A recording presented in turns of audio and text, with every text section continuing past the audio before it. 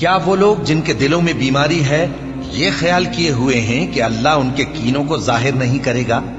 اور اگر ہم چاہتے تو وہ لوگ تم کو دکھا بھی دیتے اور تم ان کو ان کے چہروں ہی سے پہچان لیتے، اور تم انہیں ان کے انداز گفتگو ہی سے پہچان لوگے، اور اللہ تمہارے اعمال سے واقف ہے۔ اور ہم تم لوگوں کو آزمائیں گے تاکہ جو تم میں جہاد کرنے والے اور ثابت قدم رہنے والے ہیں ان کو معلوم کریں اور تمہارے حالات جانچ لیں۔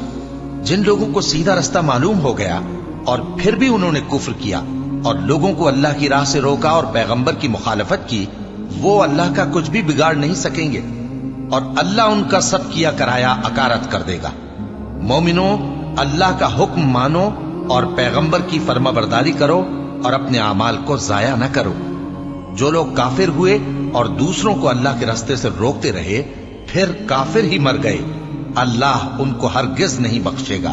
تو مسلمانوں، تم ہمت نہ ہارو اور دشمنوں کو صلح کی طرف نہ بلاؤ، اور تم ہی غالب رہو گے، اور اللہ تمہارے ساتھ ہے، وہ ہرگز تمہارے اعمال کو کم اور ضائع نہیں کرے گا۔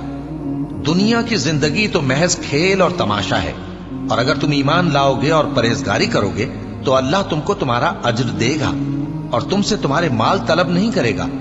اگر وہ تم سے مال طلب کرے پھر تمہیں تنگ کرے تو تم بخل کرنے لگو، اور وہ بخل تمہارے کینے ظاہر کر کے رہے۔